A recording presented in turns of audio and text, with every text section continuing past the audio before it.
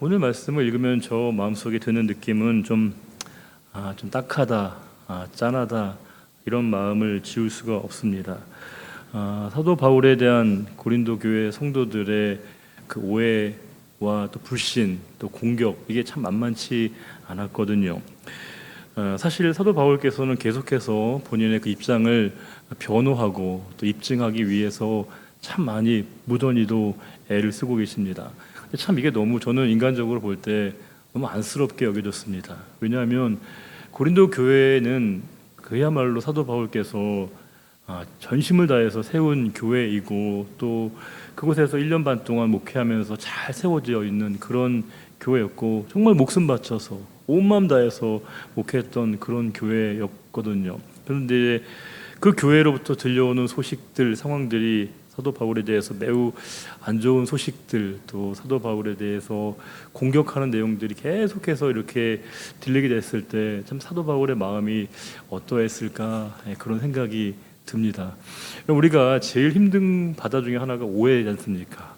이게 참 오해에 빠지게 되면 방법이 없거든요. 이 바울 사도에 대한 그 오해가 계속 증폭되다 보니까 아무리 사도 바울께서 그 사실을 입증하고 또 증명하고 설득을 하려고 해도 도무지 들을 생각이 없습니다. 귀를 막은 사람에게는 아무리 얘기를 하고 얘기를 잘한다고 해서 그 얘기가 들리는 건 아니더라고요.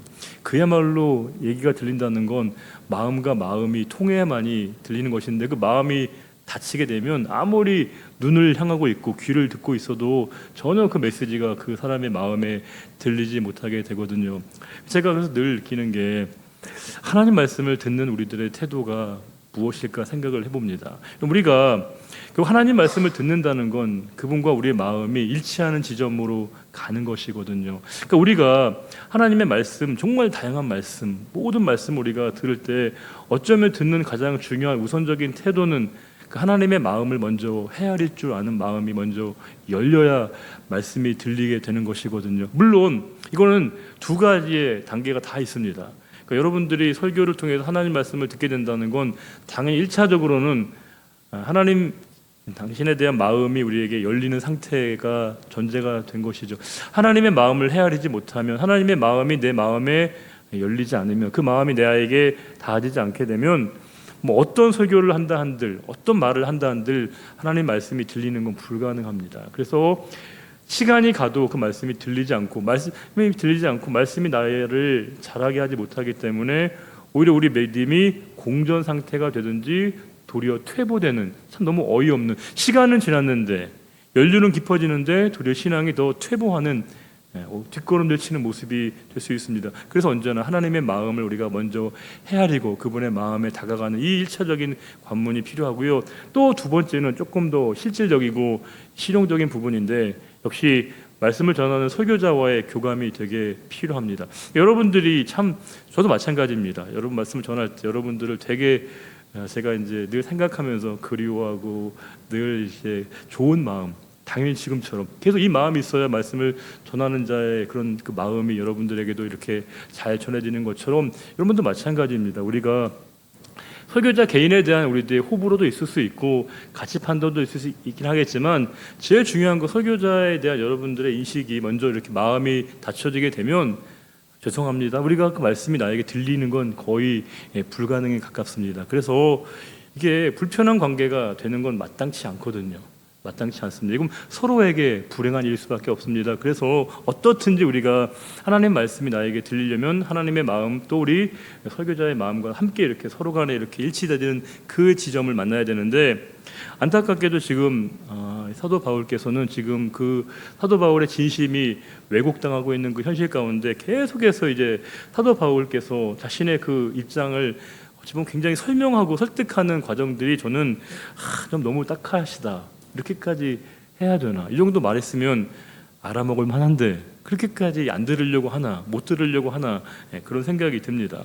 물론 그 이유 중에는 여러 가지 있긴 하겠죠. 일단은 사도 바울의 계획 변경이라고 하는 물론 상황이 발생한 건 맞습니다. 사도 바울께서는 이 고린도 교회를 일단 방문하려고 했었던 원래 계획이 있었는데 그 계획이 좀 틀어지게 됩니다. 물론 그거는 이제 정확하게 왜 그렇게 경로를 바꿨는지를 설명하고 있지는 않지만 분명히 고린도 교회 성도들에게서는 우리에게 온다고 했는데 왜 이번에 안 와?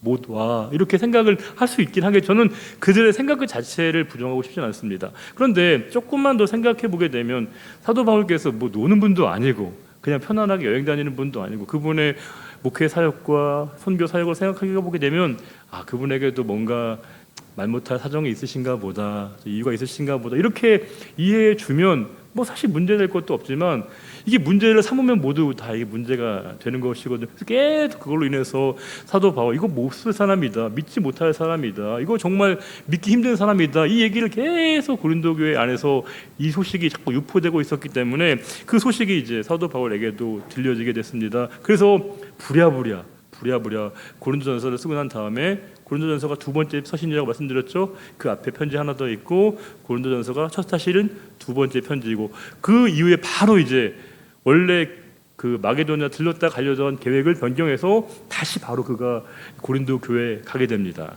가보니까 상황이요 장난이 아닌 거예요. 거기서 완전히 사도 바울이 속된 말로 하면 박살이 나게 됩니다. 완전히 사도 바울이 뭉개지게 됩니다. 사람들이 거기서 이제 사도 바울에 대해서 아마 표현은 나와 있지 않지만 온갖 비난과 조롱을 다 하면서 당신이 뭐냐, 당신이 사도가 맞냐 이런 얘기부터 온갖 얘기들이 다 나왔던 것 같습니다.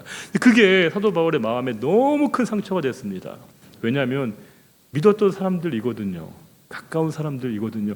그들에게 받은 그 상처라고 하는 게 이 바울 사도에게 너무 그 치명적인 아픔이 되었습니다. 그래서 우리가 다 아시는 것처럼 우리가 이너서클에 있는 사람들에게는 가능하면 우리가 상처도 사실은 되게 상처를 안 주는 게 최고이지만 하더라도 이 금도라는 게 있거든요. 선이라는 게 있습니다. 왜냐하면 우리가 서로가 서로에게 이렇게 가까운 사회에는 서로에게 향하는 신뢰의 한계 같은 게 있거든요. 이 정도는 믿어주겠지, 이 정도는 이해하겠지. 근데 그 범위를 넘게 되면 이게 한 번 받은 상처라는 게 사람의 마음속에 잘 잊혀지지가 않거든요. 우리가 제일 힘든 건 뭘까요? 마음에 품었던 그 상처라는 게, 여러분 상처라는 게 계속 우리가 시간이 지나면 잊혀져요? 그래요? 어때요? 오히려 보다도 이게 선명해지거든요. 선명해지고 분명해지고 심지어 그 의도까지 헤아리게 됩니다. 처음에는 그 어떤 말이나 행동 자체만 힘들었는데 나중에 뭐예요? 이게 왜 그런 거지? 왜 저런 말을 한 거지? 왜 저런 행동을 한 거지? 그 모든 저희까지도 막 하면서 다시 이 사건과 또 다른 사건이 계속 연결되어져서 그 사건이 보다도 더 확산되어져서 이게 완전히 평생에 지울 수 없는 그 트라우마처럼 되는 게 보통 우리들의 상황이거든요. 여러분들이 생각해 보세요. 지금껏 여러분들의 마음속에 여전히 잊혀지지 않는 상처가 있다고 한다면 그 상처가 처음에는 그 일 때문에 비롯된 것일 수 있긴 하겠지만 나중에 보게 되면 그 상처가 아니라 상처 주변에 여러 사건들, 여러 사람들의 또 의도와 저의를 헤아리다가 저게 왜 그런 거지? 도대체 왜 저렇게 한 거지? 그거가 더 우리를 힘들게 하는 거거든요. 그 자꾸 우리를 스토리를 만들어가면서 이 서사를 구성하게 되는 거거든요. 지금 사도 바울도 그랬다는 거예요.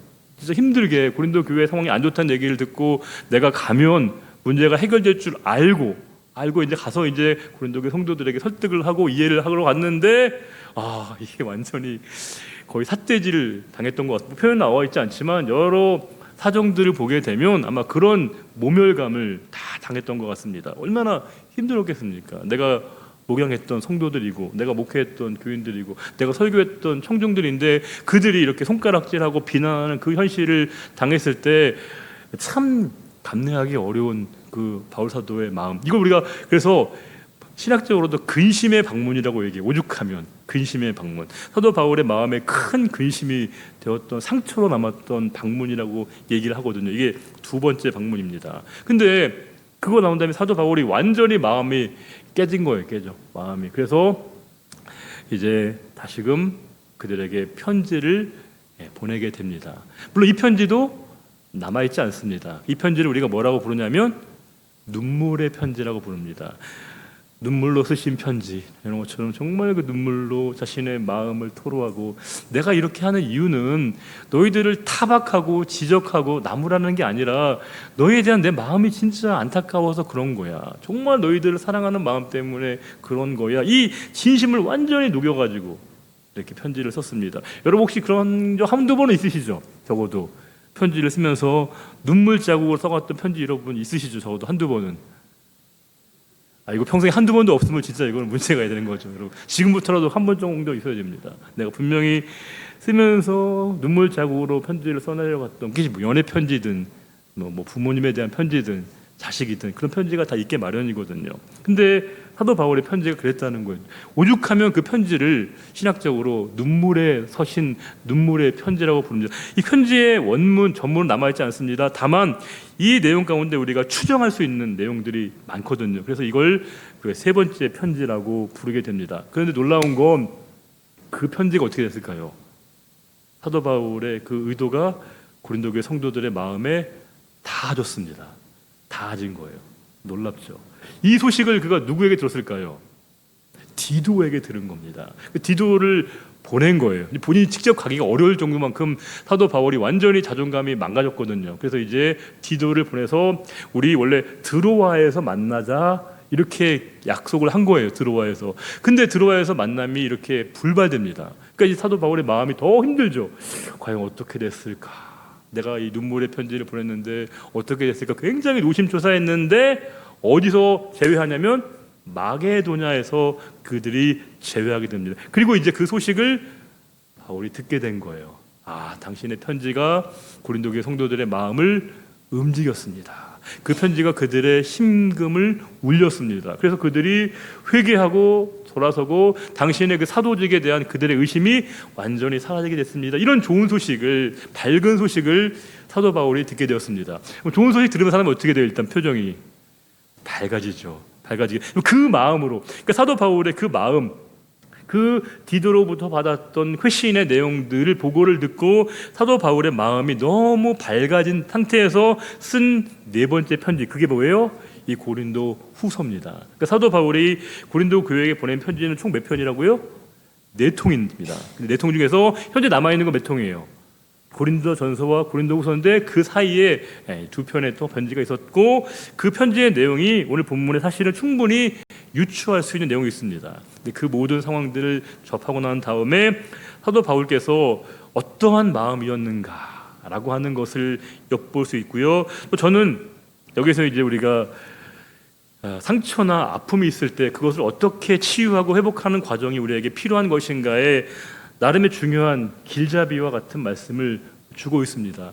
우리가 보통 참 안타까운 게 과거의 상처, 아픔, 자꾸 거기에 이렇게 매몰되어 있기가 많거든요. 그 과거의 상처들이 나를 붙잡고 있어서 여전히 그 마음으로부터 벗어나기가 어려운 경우들도 굉장히 많습니다. 근데 사도 바울께서는 그걸 굉장히 잘 극복해냈고 회복한 모습을 통해서 그가 어떻게 치유하게 되었고 치유함을 받았고 그 치유의 결과가 무엇인가를 보면서 혹시라도 저와 여러분 가운데 여전히 내 마음에 응어리 같은 게 있을 수 있지 않습니까? 제가 여러분 청년들 목회를 한 10년 하면서 제가 제일 많이 들었던 상담 중에 하나는 그 아빠와의 갈등이었습니다. 자매들이 꽤 많더라고요. 저는 이 자매들이 되게 착하잖아요. 교회에 다니는 친구들이. 그러다 보니까 이제 그 속사정, 가정 얘기들을 아무에게도 잘 얘기를 못 하는 거예요. 심지어 친구들에게도 못 하는 가정의 이야기, 슬픈 이야기들, 아픈 이야기들이 꽤 많던데 그러면서 이제 그 가정에서 아버지에 대한 분노, 아버지에 대한 억울함 이게 굉장히 크더라고요, 되게. 그래서 아버지에 대해서 굉장히 그들이 힘들어하고 또 엄마를 되게 안쓰러워하는 그런 친구들이 자매들이 형제들은 별로 없었습니다. 희한하게. 형제들은 별로 생각이 없어요. 저처럼. 자매들은 심지가 되게 굳고 생각이 많아요. 그러다 보니까 아빠에게 당했던 그 상처 그런 것들이 너무 힘들어. 왜냐하면 하나님께서는 또 부모를 공경하라 이 메시지는 듣고 있거든요, 매번. 근데 아빠를 보면 여전히 사랑하고 싶은 생각이 추워도 안 되니까 이 분리된 이 고민, 이 정말 본인의 그 상황 때문에 너무 힘겨워하고 있고 아파하고 있는 그 친구들의 무수히 많은 얘기를 듣게 되면서 그게 그 친구들만의 이야기가 아니라 저와 여러분의 이야기일 수 있지 않겠습니까? 어떤 분들은 교회에서 어떤 목회자이든지 교회 어떤 뭐 장로님이든지 권사님이든지 집사님이든지 누군가에게 받았던 큰 상처 때문에 여전히 교회 발걸음을 못하는 분도 분명히 있습니다. 분명히 있습니다. 그분들에게 어떻게 하는 게 어떤 방법으로 우리가 회복되고 치유되는 게 이게 가장 성경적인 방법인 것인가를 제시하고 있는 말씀이고 그렇게 우리가 진정으로 회복되어지게 될 때 어떤 우리 안에 존재 내면의 모습이 나타나는가를 오늘 본문이 우리에게 증거해 주면서 저와 여러분에게 굉장히 중요한 도전이 되는 말씀이 될 수 있다, 이런 생각이 듭니다. 자, 그래서 그 내용, 제가 말씀드린 그 내용들을 기본적으로 머릿속에 잘 그리시면서 오늘 본문을 보시면 본문의 내용이 조금 더 이렇게 잘 눈에 잘 이렇게 들어올 수 있다고 봅니다. 2장 1절에 내가 다시는 너희에게 근심 중에 나아가지 아니하기로, 이 말은 뭘까요? 두 번째 사도 바울의 방문이 무슨 방문이었다고요? 근심의 방문이었다는 거예요. 그러니까 그때는 사도 바울이 너무 마음이 무겁고 어렵고 힘들 그 상태로 고린도 교회에 방문했습니다. 물론 이 방문을 고린도 교회에 방문했을 바울에게 어떤 마음을 주었는지 아시죠, 여러분? 큰 상처를 받았던 거거든요. 그 근심 중에 나아갔다가 굉장히 사도 바울이 아주 많이 어려움을 당한 그런 두 번째 방문, 그 과거의 사건을 그가 이제 다시금 이제 그들에게 꺼내놓고 있습니다. 그러면서 내가 이제는 그렇게 하지 않겠다라고 굳게 내가 다짐했다라고 하는 겁니다. 근데 이 결심이라는 단어를 쓰고 있습니다. 이 결심이란 말이 크리노인데 이게 판단하다 이런 말입니다. 근데 이 놀라운 거 뭐냐면 이 단어는 보통 법정에서 쓰인다는 거예요. 재판정에서. 우리가 생각해 보게 되면 재판장에서 어떤 결정이 내렸다는 건 뭘까요? 이게 번복이 안 되는 거죠. 이건 최종적인 결정사항이라고 하는 겁니다. 내가 이제는 그렇게 하지 않겠다라고 마음을 완전히 뭐예요? 굳혔어. 내가 다시는 근심 중에 너희에게 나아가지 않는 걸로 내가 마음을 완전히 확정했어. 이렇게 얘기하고 있는 겁니다. 내가 다시는 오락가락하지 않을 거야. 그렇게 그가 자신의 의지를 피력하고 있는 겁니다. 그러면서 2절 말씀은 진짜 눈물겨운 말씀입니다. 내가 너희를 근심하게 한다면 내가 근심하게 한 자밖에 나를 기쁘게 할 자가 누구냐. 이건 한글만 봐서는 도무지 무슨 말인지 몰라요. 이 무슨 내용인지 전혀 알 수 없습니다. 이걸 여러 번역에서 이렇게 다양하게 번역했습니다. 한번 들어보세요. 어떤 번역에서 이렇게 얘기했습니다. 너희가 고통스럽게 되면 나를 기쁘게 할 자가 누가 남겠냐. 너희까지도 아파하면 나를 기쁘게 할 수 있는 사람 누가 남아있겠어. 너희들은 아파하면 안 돼. 너희들과 마저 고통당하면 안 돼. 너희들마저도 근심하면 안 돼. 이게 바울의 마음이었다는 겁니다. 공동 번역은 조금 더 길게 번역했는데 이렇게 되어 있습니다. 나를 기쁘게 해줄 사람은 여러분밖에 없습니다. 그런데 내가 여러분의 마음을 아프게 한다면 나를 기쁘게 해줄 사람에게 슬픔을 안겨주는 셈이 되지 않겠습니까? 너무 길죠, 여러분. 네, 다시 한번 읽어드릴게요. 설명해 드릴게요. 이렇게 번역하고 있습니다. 나를 기쁘게 해줄 사람은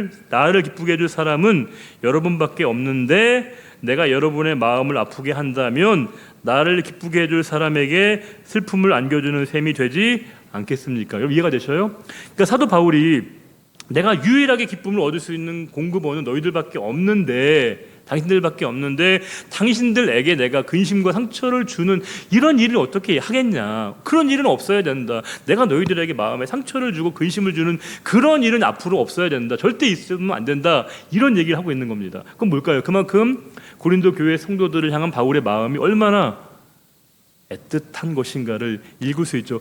어떤 경우에도 내가 당신들에게는 아프게 하고 싶지 않아. 또 내가 당신들에게 마음 어려운 일을 당하고 싶지는 않습니다. 우리는 그런 사이지 않습니까? 이런 마음이 이렇게 잘 녹아 있습니다. 그러면서 3절에 내가 이같이 쓴 것은, 이같이 쓴 것이 뭘까요, 여러분? 3절에 이거 이미 앞에 쓴 편지를 얘기하는 거예요. 이 지금 고린도후서가 아니라 그 앞에 썼던 편지. 무슨 편지죠? 소위 얘기하는 눈물의 편지를 얘기하는 겁니다. 그 눈물의 편지.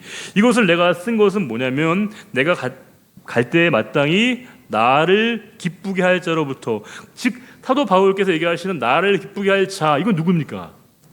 고린도 교회 성도들을 가리키는 거예요. 그들로부터 근심을 얻을까 염려했다는 겁니다. 혹시 그러니까 내가 이 편지를 보냈는데 너희들은 늘 나한테 기쁨을 주는 존재인데 혹시 너희들에게 이 소식을 전했는데 내 진심이 잘못 전달돼서 이것 때문에 어려워질까? 내가 진짜 마음 졸이면서 노심초사했다 이런 겁니다. 또 너희 모두에 대한 나의 기쁨이 너희 모두의 기쁨인 줄을 확신합니다. 즉 내 진짜 마음은 너희들 모두, 나도 기쁘고 너희도 기쁘고 모두가 다 기쁜 게 내 마음이길 바래. 이런 마음을 그가 세 번째 서신이었던 눈물의 편지를 썼다는 겁니다. 근데 4절 보면 이제 그게 왜 눈물의 편지인지가 짐작이 됩니다. 4절 같이 한번 읽어볼까요? 내가 마음에 큰 눌림과 걱정이 있어 많은 눈물로 너희에게 썼노니 이는 너희로 뭐예요? 근심하게 하려 한 것이 아니요 오직 내가 너희를 향하여 넘치는 사랑이 있음을 너희로 알게 하려 함이라. 이해가 되시죠? 이 세 번째 편지, 소위 얘기하는 뭐예요? 눈물의 편지의 내용이 되게 아픈 내용이죠. 근데 그 아픈 내용이 사도 바울의 마음에 잘 녹아 있는 거예요. 이 편지의 내용은 눈물로 썰 만큼 그 고린도 교회 성도들을 향한 바울의 마음, 내가 정말로 여기에 담기고 싶은 것은 뭐냐면 너희를 근심하게 하려고, 마음 아프게 하려고 쓴 게 아니라 도리어 내가 너희들에 대한 사랑이 얼마나 큰 것인가를 알게 하기 위한 거야 라고 하는 겁니다. 이게 잘 보시면 재밌어요. 이걸 만약에 사도 바울이 이 편지를 보내기 전에 이런 거 썼다면 또 다른 의심을 여러 가지 했을 수도 있다는 저는 생각합니다. 근데 이제 도리어 그 편지의 소식이 어떻게 대화됐는지를 회신을 받고 난 다음에 그가 이제 이렇게 후기로 평가하고 있는 거거든요. 무슨 내용인지 이해되시죠? 즉 만약에 이런 의도를 깔고 만약에 편지에 서신을 썼다고 한다면 고린도 교회 성도들이 약간 의심도 했을 것 같다는 생각이 들어요. 그때는 이미 관계가 별로 안 좋으니까. 근데 이미 디도로부터 좋은 관계가 됐다는 얘기를 듣고 난 다음이니까 이제 그 다음에 자신의 진심을 다시 한번 솔직하게 얘기할 수 있는 기회가 생긴 거죠. 내가 이렇게 쓴 것은 뭐예요? 너희들을 근심하게 하려고 했던 게 아니라 너희를 사랑하려고 했던 거야. 그 마음이야. 그리고 너무 감사한 건 그 마음이 너희들에게 잘 전달되어서 너무 기뻐, 너무 감사해. 이 마음까지도 우리가 읽을 수 있어야 됩니다. 그래서 5절에 근심하게 한 자가 있었을지라도, 이건 뭐냐면 근심하게 한 자는 누굴까요? 여기서는 크게 봐서 고린도 교회 성도들 전체를 보기보다는 사도 바울의 마음을 찔렀던 사람, 사도 바울의 마음에 상처를 줬던 사람. 그가 무슨 사도야, 저가 무슨 권위가 있어, 계속 사도 바울을 깔아내리고 뭉개고 사도 바울을 깎아내렸던 그 누군가, 이름 몰라요.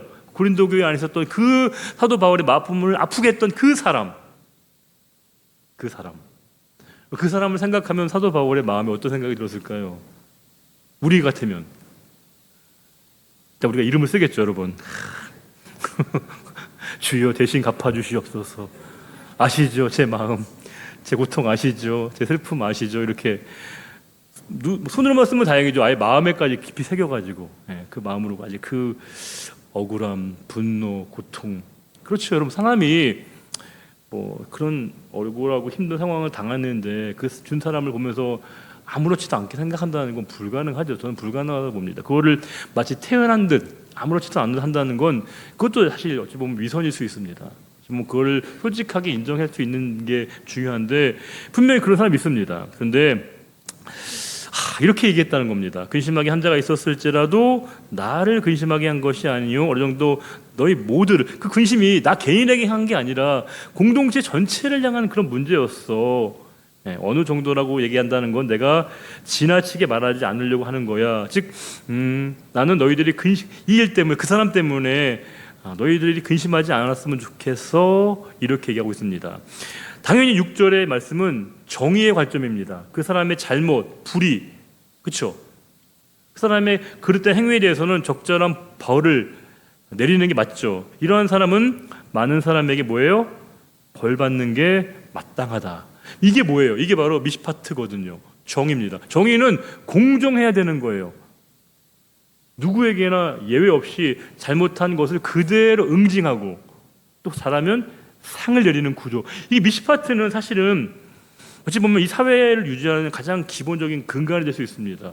이 정의, 미시파트가 무너지면 사회가 유지될 수 없는 거거든요. 아니, 법이라는 게, 제도라고 하는 게 누구에게는 더 그 법이 휘어지게 되고 누구에게는 더 모든 게 가혹하게 되면 누가 지키겠습니까? 말이 안 되거든요. 모든 법은, 제도는 모두에게 다 똑같이 균등하게 적용돼야 되는 거, 이게 바로 미시파트입니다. 교회도 마찬가지입니다. 교회가 어떤 원칙과 기준을 정하게 되면 거기에 대해서 그 누구도 예외 없이 똑같이 지켜야 되는 거 맞죠? 맞습니다. 그걸 우리가 누군가에게 더 배려하고 누군가를 더 선대하기 시작하게 되면 거기에서 뭐든가 누군가 그렇지 못한 사람의 마음이 불편해지는 얘기가 나오게 마련이거든요. 그렇지 않습니까? 왜냐하면 아니 모두가 다 똑같은 사람인데 왜 누구에게만 더 우대하게 되고 누군가는 더 이렇게 무시받는 이 구조를 모두가 다 받아들일 수 없게 됩니다. 이 미시파트 정의의 실현이라고 하는 것은 공동체 유지의 가장 핵심적인 근간일 수 있거든요. 이거는 너무 당연한 거예요. 이걸 피력하는 것은 지극히 상식이고요. 지극히 옳은 겁니다. 그런데 이 벌이라는 단어 한번 동그라미 쳐주시겠어요? 없으면 눈으로라도. 이 단어가 기가 막힌 뜻입니다. 에피티마오라는 단어. 이게 어디서 이 단어가 아주 극적으로 빛을 발하고 하냐면 베드로와 예수님과의 대화에서 이 에피티마오라는 단어가 아주 빛을 발하게 됩니다. 이런 거예요. 예수님께서 베드로에게 뭐라고 하시냐면 내가 이제는 이제 십자가에서 죽임을 당하게 되고 내가 모든 고통을 당할 거야라고 하는 얘기를 베드로에게 이제 하게 되거든요.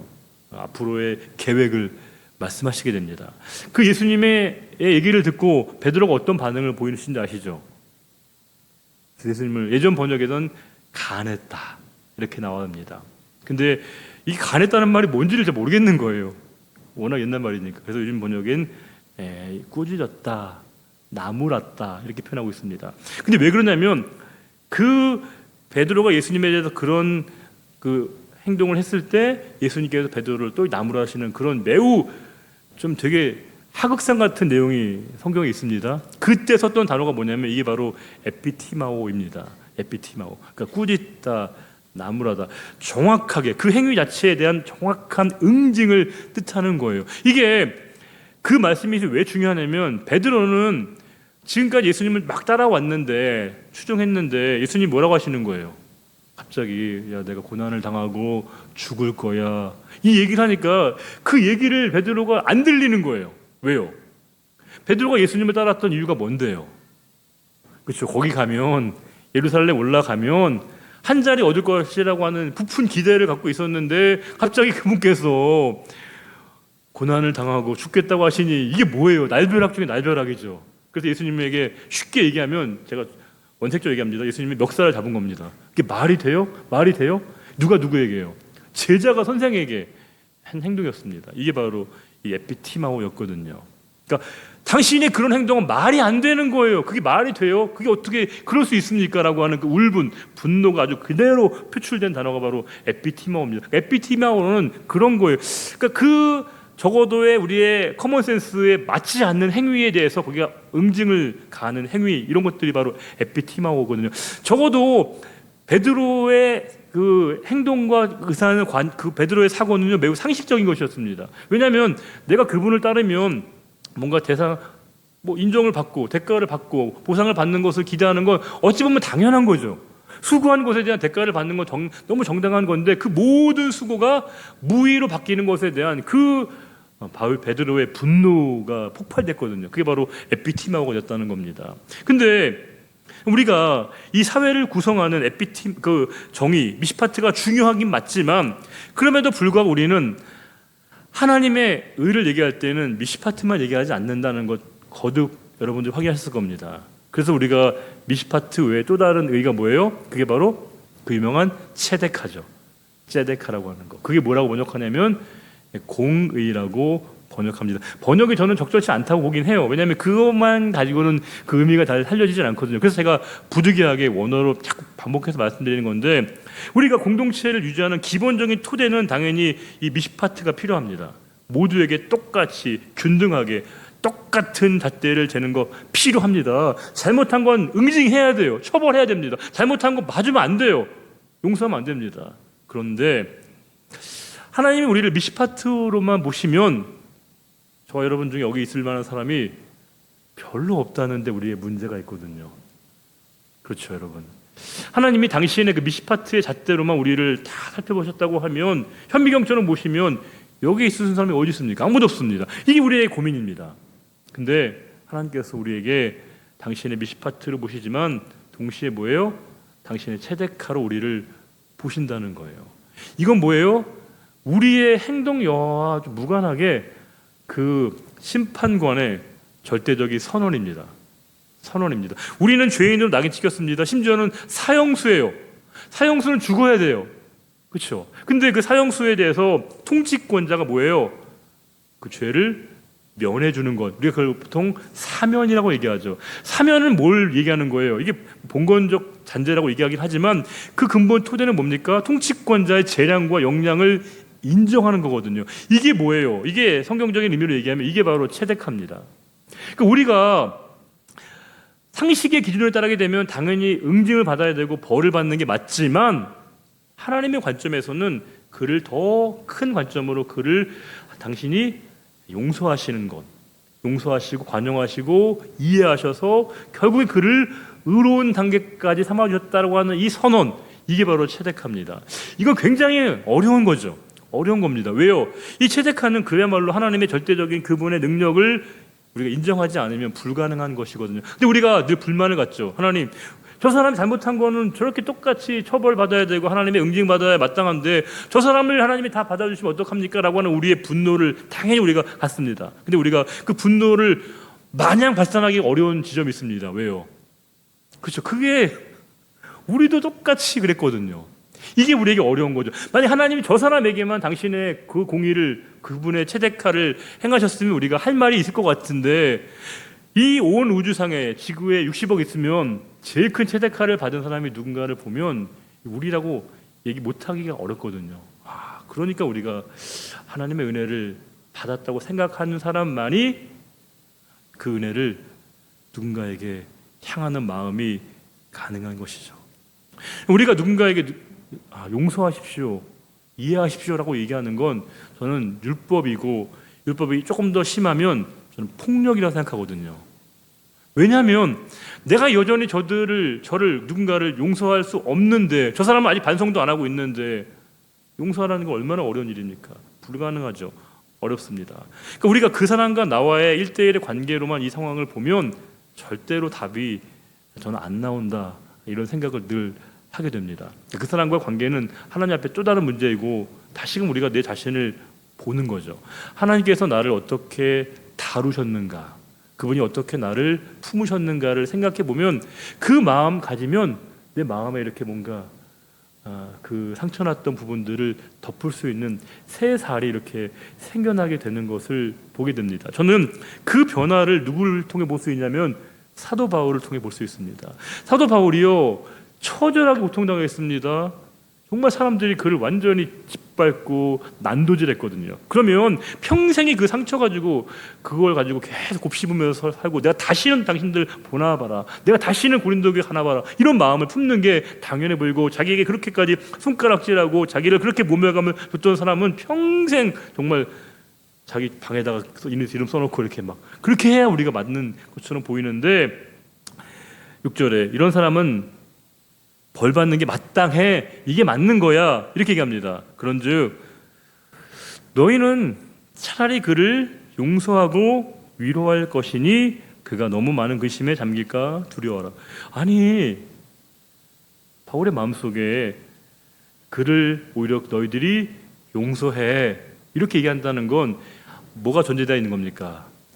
내가 먼저 그를 품었어, 내가 그를 먼저 용서했어, 그러니 너희도 그렇게, 나는 아니지만 너라도 그렇게, 이건 말이 안 되는 거죠. 안 되는 거예요. 너희는 그를 용서하고 위로해. 그러면서 8절에 이게 중요하죠. 그러므로 너희를 권하노니 사랑을 그들에게 나타내라. 그 사랑으로 그들을 품어야 돼, 이렇게 얘기하십니다. 물론 여기서 저는 그 사랑 앞에 괄호 아래에 있는 단어를 우리가 살려내는 게 중요하다고 보거든요. 그 사랑은 너희의 사랑이 아닙니다. 우리끼리 있는 그 사랑으로는 절대로 그들을 품을 수 없어요. 용서가 안 됩니다. 이 말씀이 고린도서라는 걸 우리가 기억하셔야 됩니다. 지난주에 보셨던 고린도전서 13장의 말씀처럼 고린도전서 13장이 사랑장이지만 그 사랑장이 우리들의 사랑에 대한 선언이 아니라 뭐예요? 하나님의 사랑의 위대함을 표현하고 있는 것처럼 그 하나님의 사랑으로 그들에게 나타내 보여줘, 이렇게 얘기하고 있는 겁니다. 그러면서 9절에 너희가 범사에 순종하는지 그 증거를 알고자 하여 내가 이것을 너희에게 썼노라. 너희가 어떻게 그걸 이해하는지 내가 알기 위해서 이렇게 편지를 쓰고 있는 거야 라고 하면서 10절 말씀 진짜 기가 막히죠. 너희가 무슨 일에든지 누구를 용서하면 나도 그리하고, 내가 만일 용서한 일이 있으면 용서한 그것은 너희를 위하여 뭐예요? 그리스도 앞에서 한 것이다. 내가 너그러운 사람이어서 그를 용서한 게 아니야. 내가 자비롭고 자애로운 사람이어서 그를 용서한 게 아니야. 그리스도 앞에서, 그리스도께서 행하신 것이야. 이렇게 얘기하고 있다는 겁니다.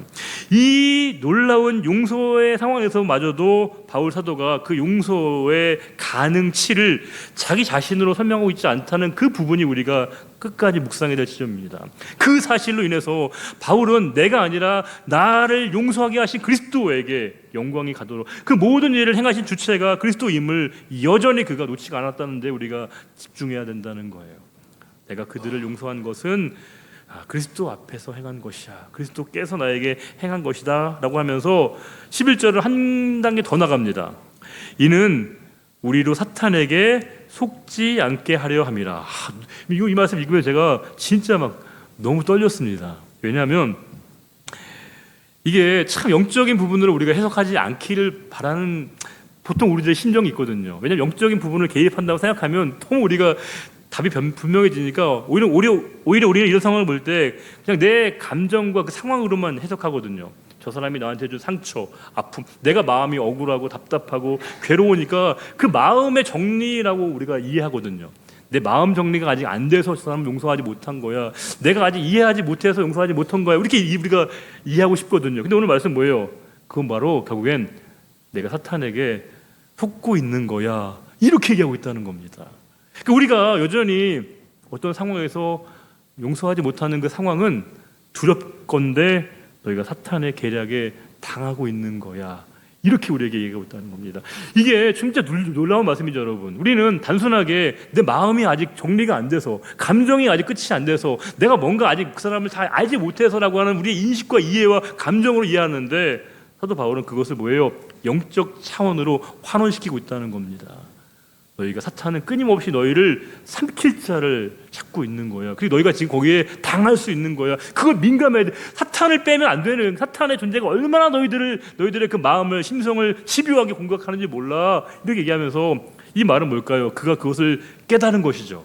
바울 사도께서 너무나 정확하게 이게 단순하게 그 사람과 나와의 개인적인 감정의 문제가 아니라 이게 사탄이 개입되어 있구나. 마귀가 자꾸 나를 그렇게 공격하고 있구나라고 하는 걸로 그가 받아들이고 있다는 겁니다.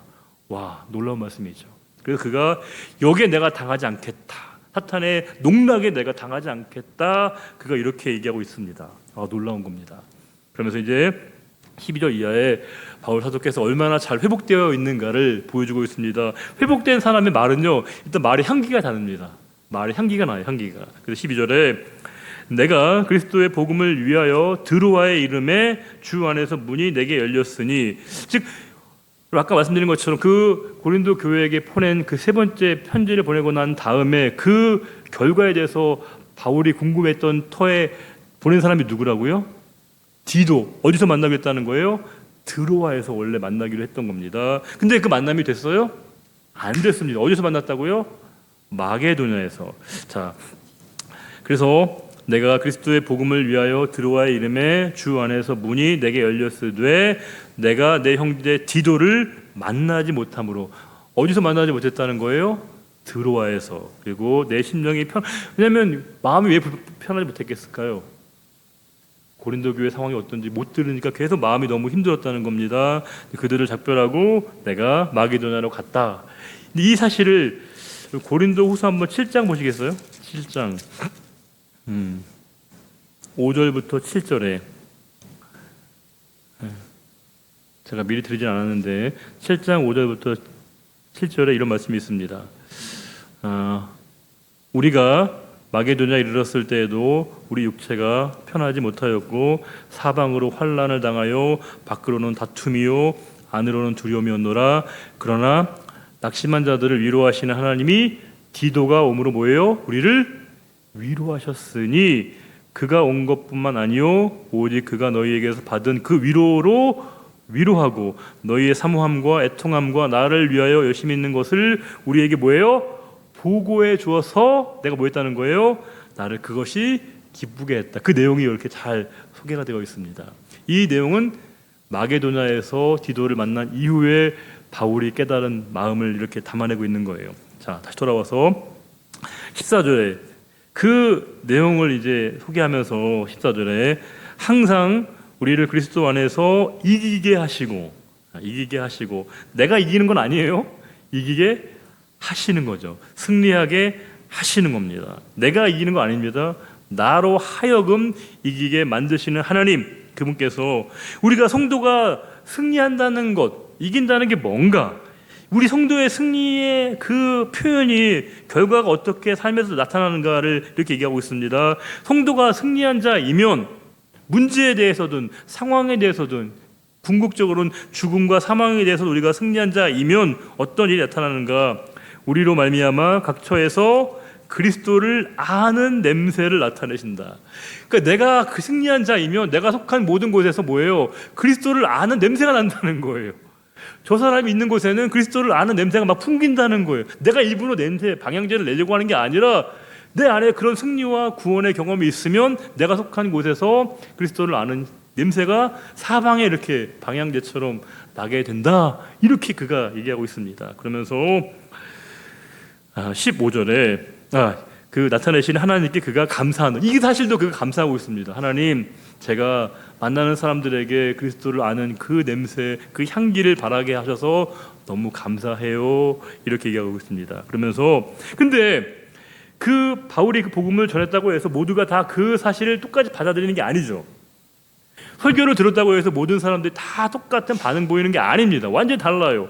15절에 우리는 구원받는 자들에게나 망하는 자들에게 하나님 앞에서 그리스도의 향기니, 향기란 건 똑같아요. 그런데 16절에 이 사람에게는 뭐예요?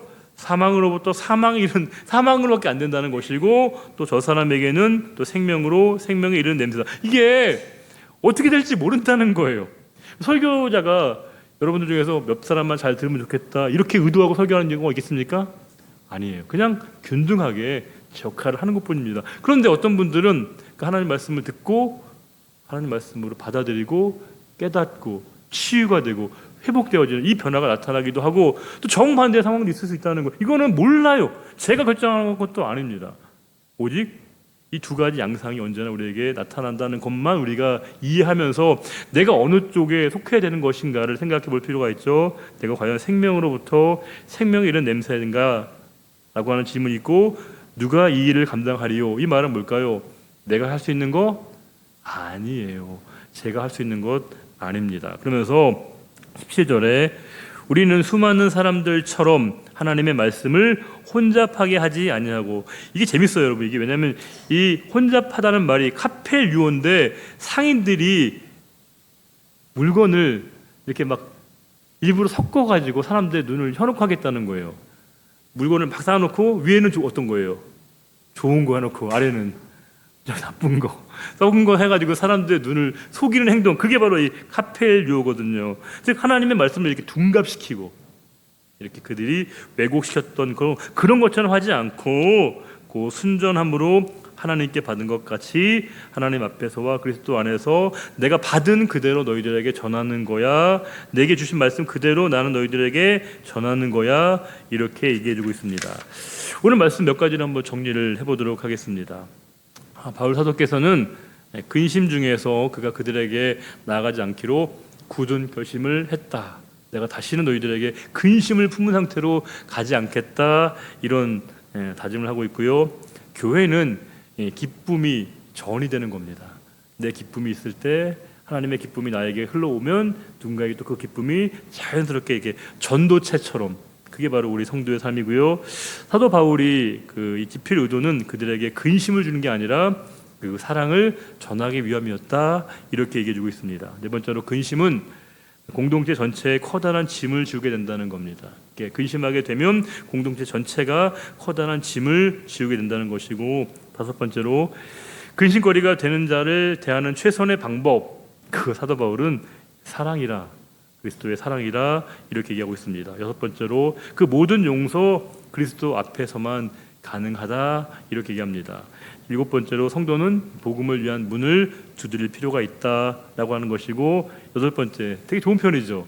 성도는 그리스도의 향기다. 이 향기란 말이 헬라어로 뭘까요? 바로 아로마입니다. 아로마가 바로 이제 헬라어이거든요. 우리가 그리스도의 향기, 그리스도의 아로마다 이렇게 우리가 이해할 수 있습니다. 9번째로 그리스도의 향기는 모든 이에게 방향제 역할을 합니다. 즉 내가 속한 어떤 사람들이든지 그 모든 사람에게 그리스도를 아는 냄새를, 향기를 뿜어내는 사람들, 그것이 바로 그리스도인이다. 그가 이렇게 얘기하고 있습니다. 당연히 몇 번째로 사도 바울이 그가 전한 말씀, 받은 말씀을 너희들에게 전한다라고 하면서 하나님의 말씀은 오직 하나님께로부터만 나에게 주어지는 것입니다. 그가 이렇게 이야기하고 있습니다. 우리 14절부터 우리 16절까지만 다시 한번 읽도록 하겠습니다. 14절부터 16절까지 함께 읽도록 하겠습니다. 항상 우리를 그리스도 안에서 이기게 하시고 우리로 말미암아 각처에서 그리스도를 아는 냄새를 나타내시는 하나님께 감사하노라. 우리는 구원받는 자들에게나 망하는 자들에게나 하나님 앞에서 그리스도의 향기니 이 사람에게는 생망으로부터 사망에 이르는 냄새요 저 사람에게는 생명으로부터 생명에 이르는 냄새라. 누가 이 일을 감당하리요? 아멘. 주님, 우리에게 그리스도의 향기를 바라는 삶으로 다시금 부르셨음을 깨닫습니다. 그 어려움과 오해도 받고 또 미움도 받고 조롱도 당했던 사도 바울을 회복시키셔서 이렇게 주옥 같은 주님의 말씀을 기록하게 하시고 또 그 말씀이 오늘 우리들을 깨우는 생명의 말씀으로 주께서 우리에게 향하신 은혜를 감사드립니다. 영원히 주 앞에 설 수 없는 저희들을 구원의 백성으로 삼으시고 십자가의 대속의 피로 저희들을 참 자유하게 하셨습니다. 주님, 저희는 정말 늘 부끄러울 때가 너무 많습니다. 부끄럽다는 것도 말씀드리기 부끄러울 만큼 참 한심하고 너무 죄송스러울 때가 많습니다. 주님은 우리에게 너무 큰 은혜를 부어주셨고 너무 큰 사랑을 지금도 공급해 주시건만 우리가 과연 그 사랑을 온전하게 전해지고 있는가를 다시금 생각해보고 있습니다. 생각해보게 됩니다.